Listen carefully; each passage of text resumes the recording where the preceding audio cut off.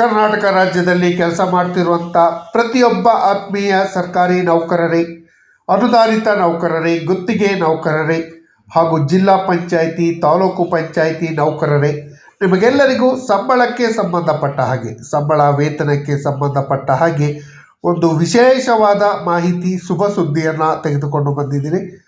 ಕರ್ನಾಟಕ ರಾಜ್ಯ ಸರ್ಕಾರ ನಿಮ್ಮ ಸಂಬಳ, ಸ್ಯಾಲ್ರಿ ಅರಿಯರ್ಸ್, TA ಬಗ್ಗೆ ಒಂದು ವಿಶೇಷವಾದ ಮಹತ್ವದ ಆದೇಶವನ್ನು ಹೊರಡಿಸಿದೆ. ಎಷ್ಟೋ ದಿನಗಳಿಂದ ನಿಮ್ಮ ಸಂಬಳದ ಅರಿಯರ್ಸ್ಗಳು, TA, DA ಹಾಗೂ ಇತರೆ ಸೌಲಭ್ಯಗಳ ಬಾಕಿಗಾಗಿ ಅಲೆದಾಡ್ತಾ ಇರ್ತೀರಿ. ಅವೆಲ್ಲದಕ್ಕೂ ಪರಿಹಾರ ಸಿಗುವಂತಹ ಒಂದು ಆದೇಶವನ್ನು ಹೊರಡಿಸಿದೆ. ಈ ಆದೇಶದಲ್ಲಿ ಇರುವಂಥ ಅಂಶಗಳೇನು, ಇದರಿಂದ ಸರ್ಕಾರಿ ನೌಕರರಿಗಾಗುವಂಥ ಲಾಭಗಳೇನು ಅನ್ನೋದ್ರ ಬಗ್ಗೆ ವಿವರವಾದ ಮಾಹಿತಿಯನ್ನು ಕೊಡ್ತೀನಿ. ಈ ಮಾಹಿತಿಯನ್ನು ಶೇರ್ ಮಾಡೋದಕ್ಕಿಂತ ಮುಂಚಿತವಾಗಿ ಈ ಚಾನಲ್ಗೆ ಸಬ್ಸ್ಕ್ರೈಬ್ ಮಾಡಿಕೊಂಡು ವಿಡಿಯೋನ ಕೊನೆವರೆಗೂ ನೋಡಿ. ಸ್ನೇಹಿತರೆ, ಸರ್ಕಾರಿ ನೌಕರರು ಅವರ ಕಷ್ಟಗಳು ನಿಮಗೆಲ್ಲರಿಗೂ ಗೊತ್ತಿದೆ. ನೀವು ಆಲ್ ಡಿಪಾರ್ಟ್ಮೆಂಟಲ್ಲಿ ಕೆಲಸ ಮಾಡ್ತಾ ಇರ್ತೀರಿ. ಸರ್ಕಾರಿ ನೌಕರರ ಸಂಬಳ ಹಾಗೂ ಇತರೆ ಭತ್ಯೆಗಳು, ಅರಿಯರ್ಸ್ಗಾಗಿ ಎಷ್ಟು ಕಷ್ಟಪಡ್ತಿರ್ತೀರಿ ಅನ್ನೋದು ಕೂಡ ಗೊತ್ತಿದೆ. ಎಷ್ಟೋ ಬಾರಿ ಮನವಿಗಳನ್ನು ಸಲ್ಲಿಸಿದ್ರು ಕೂಡ 2 ವರ್ಷ, 3 ವರ್ಷ, 4 ವರ್ಷ ಆದರೂ ನಮ್ಮ ಅರಿಯರ್ಸ್ಗಳು ಆಗದೇ ಕಚೇರಿಗಳಿಗೆ ಅಲಿಯುವಂತಹ ಎಷ್ಟೋ ಪ್ರಮೇಯಗಳನ್ನು ನೋಡ್ತಾ ಇದ್ವಿ. ನಮ್ಮದು ಕಟ್ಟಾಗದಿದ್ದರೆ ಇಮಿಡಿಯೇಟ್ ಕಟ್ಟಾಗತ್ತೆ, ಆದರೆ ನಮಗೆ ಕೊಡೋಂಥವು ಇದ್ದರೆ ಯಾವುದೇ ಕಾರಣಕ್ಕೂ ಸಿಗೋದಿಲ್ಲ. ಇದು ಒಂದು ದುರಂತ ಅಂತಲೇ ಹೇಳ್ಬೋದು. ಸರ್ಕಾರದ ಮಟ್ಟದಲ್ಲಿ ಕೂತಂಥ ಅಧಿಕಾರಿಗಳಿರ್ಬೋದು, ಸಿಬ್ಬಂದಿಗಳಿರ್ಬೋದು, ನಮಗೆ ಬರೋಂಥ ಸಂಬಳದ ಅರಿಯರ್ಸ್ಗಳು, TA ಅರಿಯರ್ಸ್ ಇರ್ಬೋದು, ಇತರೆ ಅರಿಯರ್ಸ್ಗಳು ಬರೆದಿದ್ದ ಹಾಗೆ ಆಗ್ತಾ ಇರುತ್ತೆ. ಅದಕ್ಕೆಲ್ಲದಕ್ಕೂ ಪರಿಹಾರ ನೀಡುವಂತಹ ಒಂದು ಆದೇಶವನ್ನು ಕರ್ನಾಟಕ ರಾಜ್ಯ ಸರ್ಕಾರ ಹೊರಡಿಸಿದೆ. ಯಾವ ಸರ್ಕಾರಿ ನೌಕರರ ಸಂಬಳ, ವೇತನಕ್ಕೆ ಸಂಬಂಧಪಟ್ಟ ಅರಿಯರ್ಸ್ಗಳಿರ್ಬೋದು, TA, DA ಅರಿಯರ್ಸ್ಗಳಿರ್ಬೋದು, ಎಲ್ಲ ಅರಿಯರ್ಸ್ಗಳನ್ನು ಇಷ್ಟೇ ದಿನದಲ್ಲಿ ಮಾಡಿಕೊಡ್ಬೇಕು ಅಂತ ಹೇಳಿ ಒಂದು ಡೆಡ್ಲೈನನ್ನು ರಾಜ್ಯ ಸರ್ಕಾರ ಹೊರಡಿಸಿದೆ. ಈ ಡೆಡ್ಲೈನ್ನಲ್ಲಿ ಇರುವಂಥ ಅಂಶಗಳೇನು ಅನ್ನೋದ್ರ ಬಗ್ಗೆ ವಿವರವಾದ ಮಾಹಿತಿಯನ್ನು ಕೊಡ್ತೀನಿ. ಯಾರಿಗೆಲ್ಲ ಇದರಿಂದ ಹೆಲ್ಪ್ ಆಗಬೇಕೋ ಹೆಲ್ಪ್ ಆಗತ್ತೆ. ಇದರಲ್ಲಿ ಕೆಲಸ ಮಾಡ್ತಿರೋಂಥ ಪ್ರತಿಯೊಬ್ಬ ಸರ್ಕಾರಿ ನೌಕರರಿಗೆ ರಾಜ್ಯ ಸರ್ಕಾರದಿಂದ ಒಂದು ಶುಭ ಸುದ್ದಿ ಸಿಕ್ಕಿದೆ.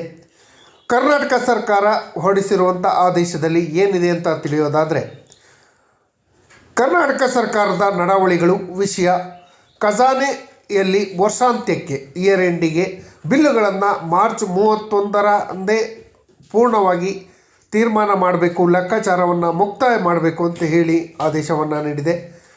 ಸರ್ಕಾರದ ಆದೇಶ ಸಂಖ್ಯೆ AI 56 BPE 2025 ದಿನಾಂಕ 12/1/2026 ಹಾಗೂ ಯೋಜನಾ ವ್ಯವಸ್ಥಾಪಕರು HRMS 2 ರವರ ಪತ್ರವನ್ನು ಉಲ್ಲೇಖವನ್ನು ಮಾಡಿದ್ದಾರೆ.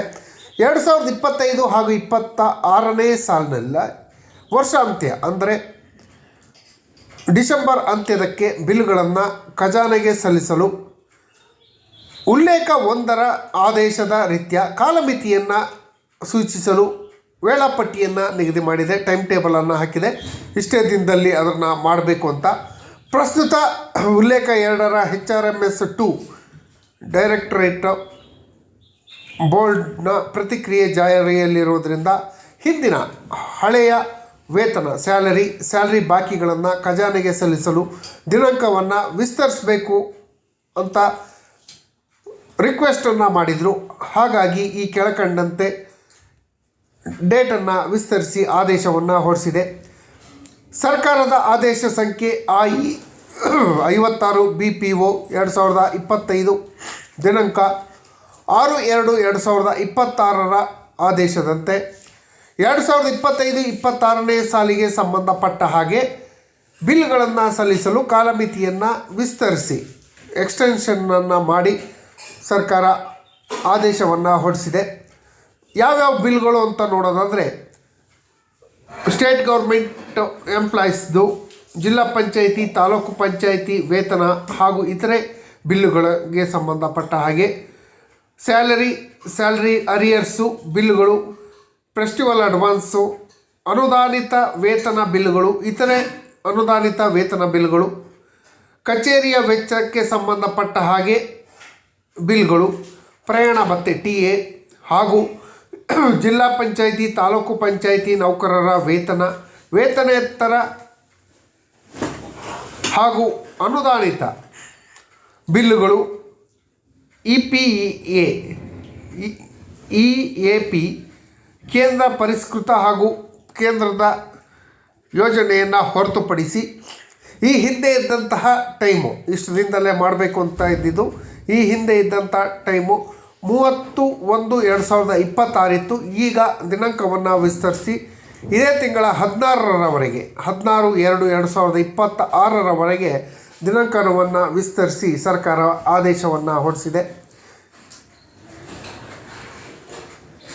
ಈ ಮೇಲ್ಕಂಡ ಬಿಲ್ಲುಗಳನ್ನು ಹೊರತುಪಡಿಸಿ ಉಳಿದ ಬಿಲ್ಗಳು ಸರ್ಕಾರದ ಆದೇಶ IE56 BPE 2025 ದಿನಾಂಕ 12/1/2026ರಲ್ಲಿ ನಿಗದಿಗೊಳಿಸಿರುವಂತಹ ಕಾಲಮಿತಿಯೊಳಗೆ ಮುಂದುವರಿಸಬೇಕು ಅಂತ ಹೇಳಿ ತಿಳಿಸಿದೆ. ಈ ಆದೇಶವನ್ನು ಆರ್ಥಿಕ ಇಲಾಖೆಯ ವೆಬ್ಸೈಟ್ www.finance.karnataka.government.in ನಿಂದ ಪಡೆಯಬಹುದು ಅಂತ ಹೇಳಿ ಕೂಡ ತಿಳಿಸಿದೆ. ಕರ್ನಾಟಕ ರಾಜ್ಯಪಾಲರ ಆದೇಶದ ಅನುಸಾರ ಅವರ ಹೆಸರಿನಲ್ಲಿ HA ಶೋಭಾ ಸರ್ಕಾರದ ಜಂಟಿ ಕಾರ್ಯದರ್ಶಿಗಳು ಆರ್ಥಿಕ ಇಲಾಖೆ BCC ರವರು ಆದೇಶವನ್ನು ಹೊರಡಿಸಿದ್ದಾರೆ. ಈ ಆದೇಶಗಳಿಂದ ಸರ್ಕಾರಿ ನೌಕರರಿಗೆ ಆಗುವಂಥ ಲಾಭಗಳೇನು ಅನ್ನೋದು ನೀವು ಪ್ರಶ್ನೆ ಮಾಡ್ಬೋದು.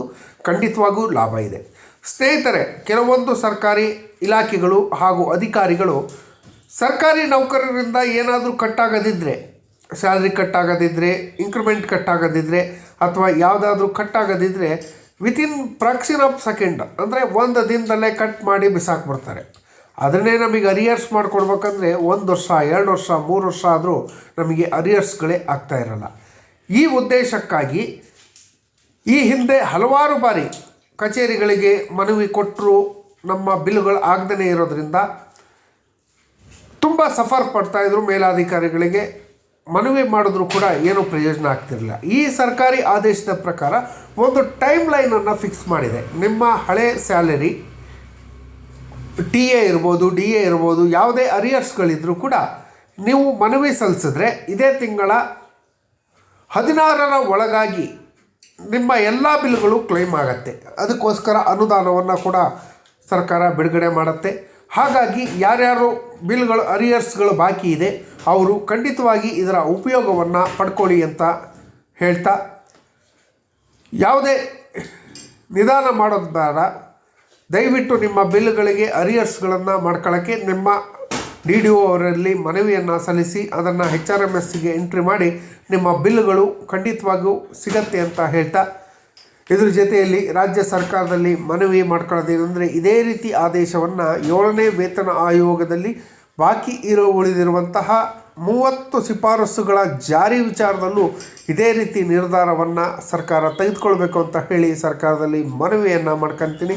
ಈ ಮಾಹಿತಿ ತಮಗೆಲ್ಲರಿಗೂ ಇಷ್ಟ ಆಗಿದ್ದರೆ ದಯವಿಟ್ಟು ಕೆಳಗಡೆ ಕಾಣ್ತಾ ಇರೋಂಥ ಸಬ್ಸ್ಕ್ರೈಬ್ ಬಟನನ್ನು ಒತ್ತಿ ಬೆಲ್ ಐಕನನ್ನು ಕ್ಲಿಕ್ ಮಾಡಿ ಆಲ್ ಅಂತ ಮಾಡಿ ನೀವು ಫೇಸ್ ಮಾಡ್ತಾ ಇರೋಂಥ ಎಲ್ಲ ಪ್ರಾಬ್ಲಮ್ಗಳನ್ನು ಲೀಗಲ್ಲಾಗಿ ಸಾಲ್ವ್ ಮಾಡ್ಕೊಳ್ಳೋಕ್ಕಿರೋಂಥ ಉತ್ತಮ ವೇದಿಕೆ ಸರ್ಕಾರಿ